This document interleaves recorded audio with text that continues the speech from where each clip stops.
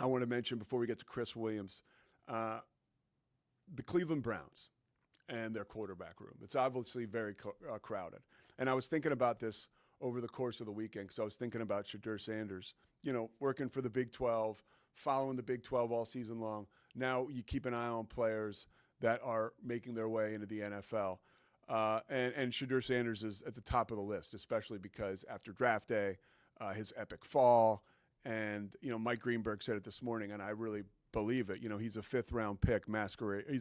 He's a first-round pick masquerading as a fifth-round pick because that's where he fell. But when you look at the Browns quarterback room, you've got 40-year-old Joe Flacco. You've got Deshaun Watson, who will probably spend the season on the IR before they find a way to give him the heave-ho. And you got two rookies, right? Dylan Gabriel and Shedeur Sanders. Kevin Stefanski and Joe Flacco go way back. They're two Philly guys.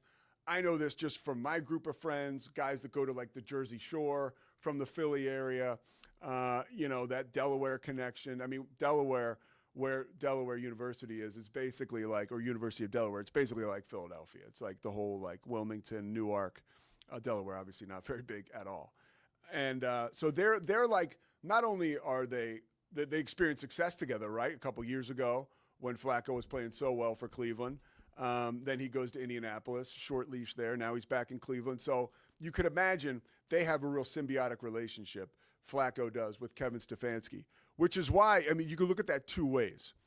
One way is that Stefanski is going to give his guy all the time in the world to lose that job. Okay, that's one way to look at it. I look at it another way. Stefanski has a real honest conversation with 40-year-old Joe Flacco. Hey, man, you're going to be our placeholder. We're going to start the season with you. We have two rookie quarterbacks here. We have got to figure out how good they are because we have two first-round picks next year. Obviously, if you're in the market for a quarterback, that's a great draft next year. You're going to be thinking about a quarterback. Right now, that would seem inconceivable when you look at all the quarterbacks the Browns have. But, very quickly, that big quarterback room can shrink to, I look at it right now as it's going to be Joe Flacco and Shedeur Sanders. I would think Shedeur will absolutely leave Dylan Gabriel in the dust. It's a joke that Dylan Gabriel was taken before Shedeur. I think that's something that playing the actual game of football can determine right away, how suspect that was. And I think we'll get the official word on that as camp begins. And even if they both find time playing in the first few weeks, I would think without question, Shedeur Sanders will have an opportunity to start by week 5 or 6, unless Joe Flacco is setting the world on fire and the Browns and Myles Garrett, who has just paid more money than any defensive end has ever been paid, any defensive lineman has ever been paid.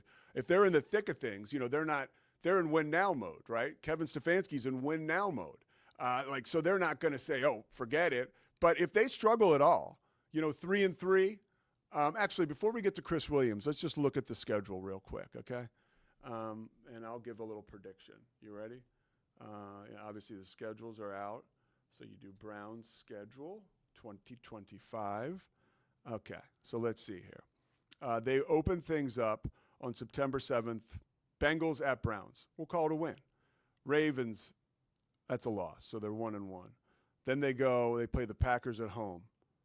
I'm going to say that's a loss. So they're 1-2, okay? Then they play the Lions. 1-3. Then they play the Vikings, maybe 1-4. So I think we'll see Shedeur Sanders by, let's say, week 6 when they play Aaron Rodgers and the Steelers, by the way. There's no question about that. Aaron Rodgers is going to sign with the Steelers. He's either going to do it before this first mini camp, which I think is June 10th, or he'll do it after that. I think at some point over the summer, right?